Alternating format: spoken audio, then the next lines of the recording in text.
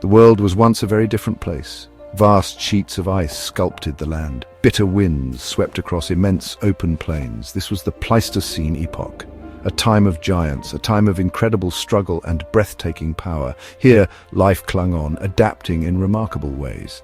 The air was crisp, cold, and filled with the sounds of creatures unlike any we know today. Imagine a landscape stretching to the horizon, cloaked in frost and snow for much of the year. This was their stage. This was their kingdom. This era, often called the Ice Age, lasted for millions of years. It was a period of dramatic climatic shifts. Glaciers advanced and retreated, reshaping continents. Sea levels rose and fell, yet, amidst this colossal change, life flourished in unique and spectacular forms. These were not barren lands. They supported a rich tapestry of flora and fauna. Hardy grasses, sedges, and resilient shrubs provided sustenance, and upon these, a truly magnificent assembly of animals thrived, each a masterpiece of evolution. Among these colossal beings, three stand out in our collective imagination. The woolly mammoth, a shaggy behemoth, its immense tusks curving towards the sky. The saber-toothed cat, a predator of terrifying efficiency, its namesake fangs promising a swift, deadly strike. And the dire wolf, a hunter built for power and endurance, ruling the frozen wastes in formidable packs. These were the titans of their time. Icons of a lost world, their very names evoke a sense of primal power and ancient mystery. Their stories are etched into the frozen earth, preserved in bone and ancient ice. They faced unimaginable challenges daily.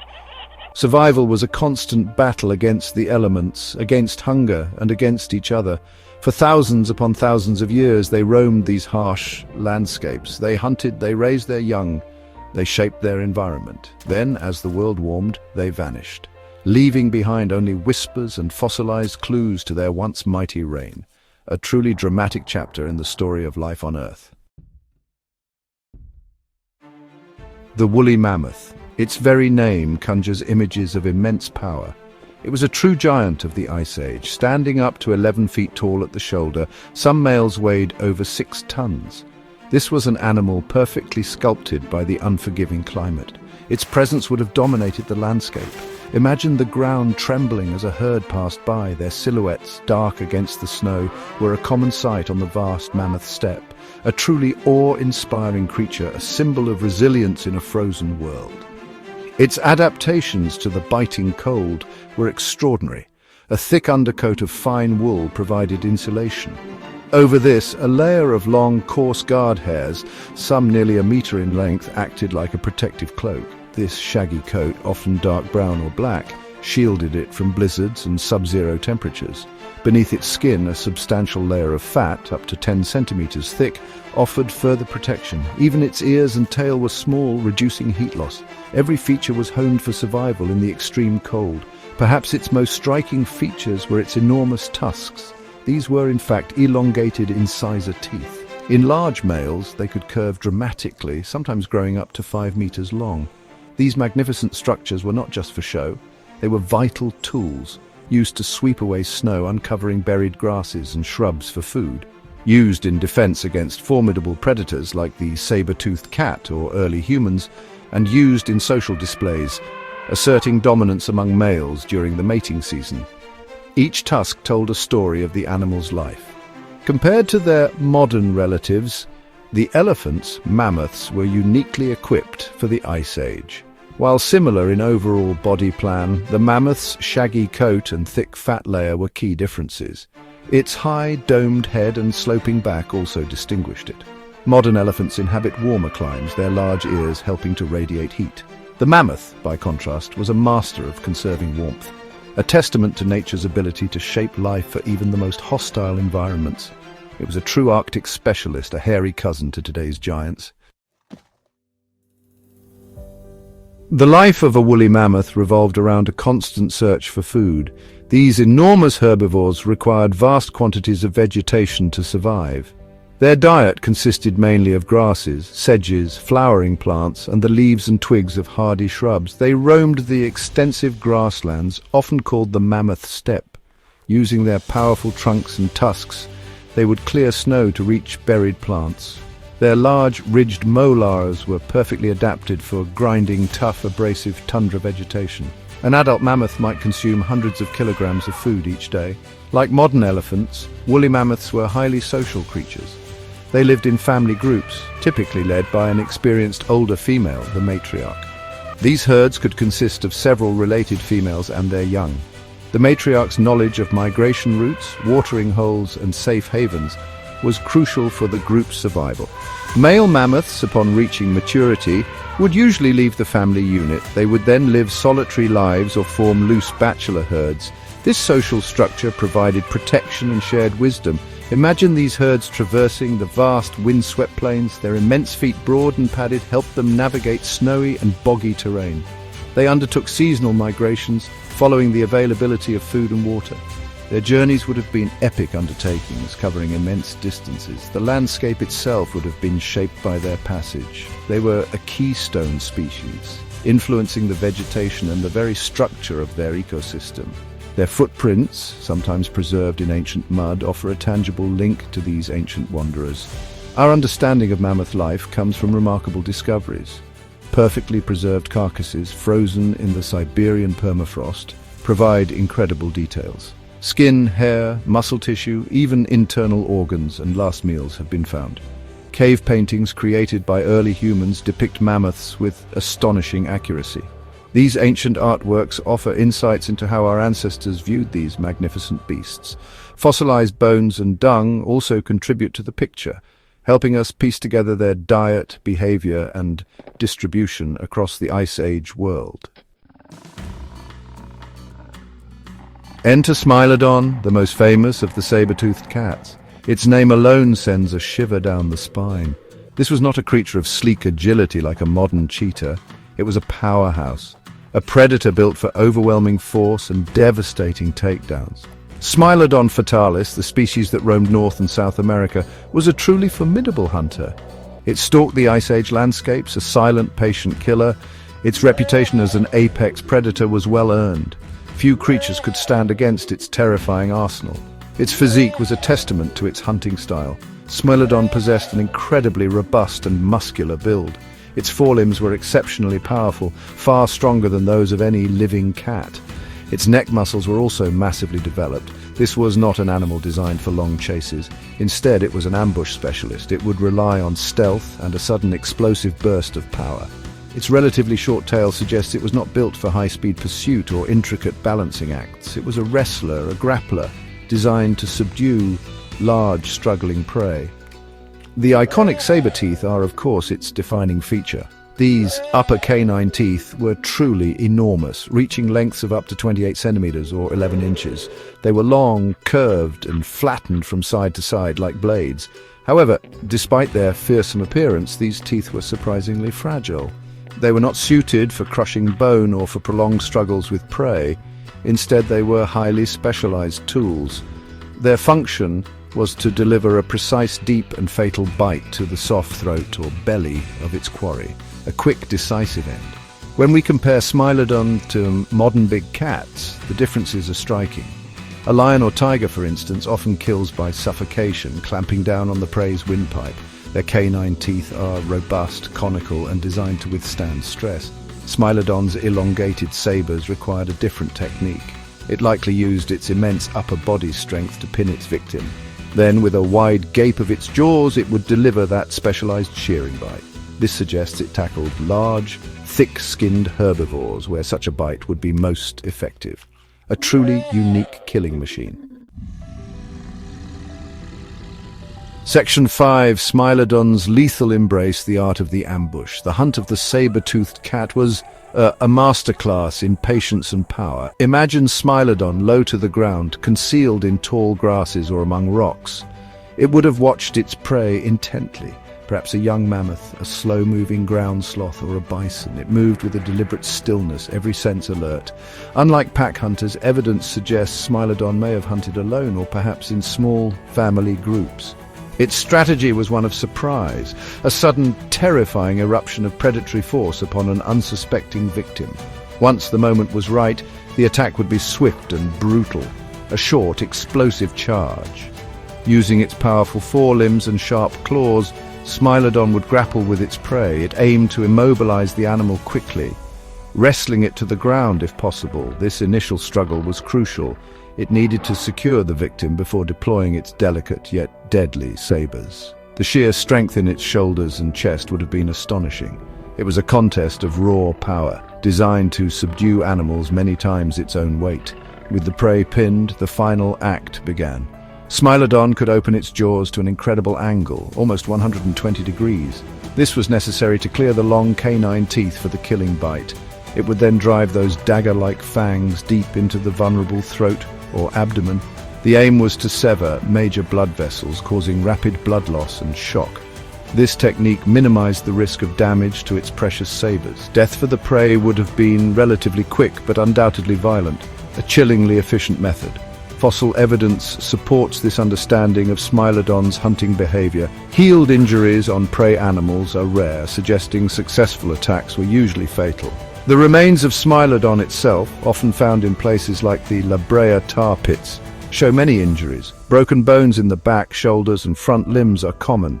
This indicates a life of intense physical struggle. Hunting large, powerful herbivores was a dangerous business, even for such a formidable predator. Each meal was hard-won, a testament to its strength and ferocity. Section 6, the dire wolf apex canid of a lost epoch.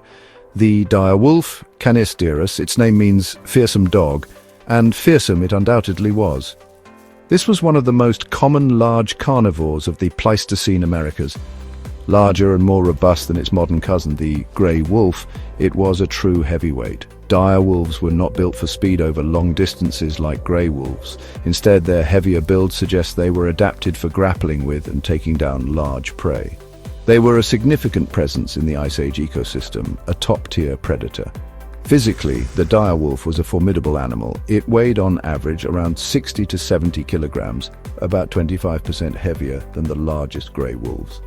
Its skull was broader and more massive, housing powerful jaw muscles. This gave it an incredibly strong bite force, likely used for crushing bone. Its teeth were larger and thicker than those of grey wolves. Its legs were shorter and sturdier.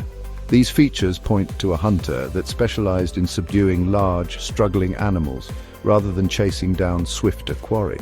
The dire wolf was a pack hunter. This social cooperation was key to its success.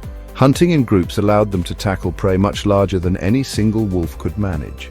Animals like ancient bison, horses, camels, and even young mammoths or mastodons were on their menu. The pack structure, likely with a dominant alpha pair, would have coordinated these hunts. Teamwork, strategy, and relentless pursuit were their hallmarks. The combined strength and intelligence of the pack made them a dominant force across the plains. When compared to the modern grey wolf, the dire wolf presents some interesting contrasts. While both are pack-hunting canids, their ecological roles may have differed. The dire wolf's more robust skeleton and powerful bite suggest it was more of a scavenger predator, perhaps better at utilizing carcasses and dealing with larger, slower prey. The grey wolf, with its lighter build, is more adapted for chasing agile animals, like deer and elk. The dire wolf was a specialist of the megafauna-rich Pleistocene environment, a true Ice Age hunter. Section 7. The power of the pack, dire wolf dominance. The social structure of the dire wolf pack was fundamental to its reign. Like modern wolves, they likely lived in extended family groups. These packs would have had a clear hierarchy, usually led by an alpha male and an alpha female. This order maintained stability within the pack and coordinated their complex activities. Cooperation was essential, not just for hunting, but also for raising pups and defending territory. The bonds within the pack were strong, a collective force greater than the sum of its parts. This unity was their greatest weapon. Their prey consisted of the diverse array of large herbivores that roamed the Ice Age. Giant ground sloths, western horses, ancient bison, and camels were all potential targets. They were opportunistic and would also have scavenged extensively. A fallen mammoth or mastodon would have provided a feast for many days. The pack's ability to locate, pursue, and bring down such formidable animals was a testament to their hunting prowess. They would harry their quarry, test for weaknesses, and then attack with coordinated precision, aiming to exhaust and overwhelm. Imagine the sounds of the Pleistocene night. the howls of a dire wolf pack echoing across the frozen plains. A chilling yet magnificent chorus. This was the sound of dominance, a declaration of their presence. Their howls would have served to communicate over long distances, to rally the pack for a hunt, or to warn rival packs away from their territory. For smaller creatures, and even for early humans, these sounds would have been a stark reminder of the dangers that lurked in the Ice Age wilderness. A primal symphony of survival. The La Brea tar pits in California have yielded an astonishing number of direwolf fossils. More than 4,000 individuals have been recovered. This incredible abundance suggests that dire wolves were very common in this region. It also paints a picture of their behavior. Many wolves likely became trapped in the sticky asphalt while attempting to scavenge animals already ensnared. This natural trap has provided an unparalleled window into their world, revealing details about their population density, their injuries, and their place in the ancient food web. Section 8. The Great Thaw. A world transformed, giants departed. Then, after millennia of icy rain, the world began to change. The great ice sheets that covered much of the northern hemisphere started to retreat. This was the end of the last glacial period, around 12,000 years ago. Temperatures rose slowly but inexorably. Landscapes were dramatically transformed. The vast, cold, arid mammoth steppe, which had supported so many of these giants, began to shrink. It was replaced by expanding forests in some areas and different types of grasslands in others. A new world was dawning. This profound climate change had a massive impact on the Ice Age megafauna. For specialists like the woolly mammoth, the loss of their primary habitat was catastrophic. The specific grasses and sedges they relied upon became less widespread. Warmer, wetter conditions changed the vegetation patterns. This environmental shift stressed animal populations, making them more vulnerable. Food sources dwindled or shifted, forcing migrations into unfamiliar territories. For many, the world they were adapted to was simply vanishing beneath their feet, a slow, inexorable pressure. Adding to this environmental pressure was a new and increasingly efficient predator: humans. Our ancestors, equipped with sophisticated hunting tools and strategies, spread across the continents. The overkill hypothesis suggests that human hunting played a significant role in the extinction of many large mammals. These giant creatures, with their slow reproductive rates, were particularly vulnerable to sustained hunting pressure. As human populations grew, their impact on megafauna populations would have intensified. A new hunter had arrived on the scene. Ultimately, the extinction of the Ice Age giants was likely not due to a single cause. It was probably a complex interplay of factors. Climate change altered their habitats and food supplies. Human hunting added another critical pressure. Disease may also have played a part. For creatures like the woolly mammoth, saber-toothed cat, and dire wolf, this combination proved too much. Their time was over. The world had changed too fast, and they could no longer adapt. A poignant end for such magnificent beasts. Section 9. Echoes from the Ice. The enduring legacy of the megafauna. The disappearance of these Ice Age titans marked the end of an era. A world teeming with colossal beasts gave way to the landscapes we know today. Their departure left voids in ecosystems that, in some cases, have never truly been filled. The thundering herds of mammoths, the terrifying roar of the saber-tooth, the haunting howls of dire wolves, all silenced. What remains are their bones, their frozen mummies, and the indelible mark they left on our planet's history. A lost world, but one that continues to captivate us. From their fossilized remains, we reconstruct their lives, their appearance, their world. Each bone, each tooth, each preserved strand of hair tells a story. Scientists meticulously study these clues, piecing together the puzzle of the Pleistocene. We learn about ancient climates, past environments, and the intricate web of life that once existed. These giants serve as powerful reminders of the Earth's capacity for change and the constant dance between life and extinction. They are windows into a deep past, offering invaluable lessons. Their legacy extends far beyond the scientific realm. These creatures have become icons. They fire our imaginations, appearing in books, films, and art. The woolly mammoth, in particular, has become a symbol of the Ice Age. There is even talk, fueled by advances in genetic science, of de-extinction, the possibility of one day bringing these animals back. Whether or not this is feasible or even desirable, the dream itself speaks to our profound fascination with these lost giants. They hold a special place in our collective consciousness, yet despite all we have learned, mysteries still surround them. The precise interplay of factors that led to their extinction is still debated. The nuances of their behavior, their social structures, their full ecological roles continue to be explored. The Ice Age giants remind us that life on Earth is dynamic and ever-evolving. They stand as a testament to the power of nature, and as a somber warning about the fragility of even the mightiest species. Their echoes from the ice continue to resonate, urging us to understand and protect the biodiversity that remains.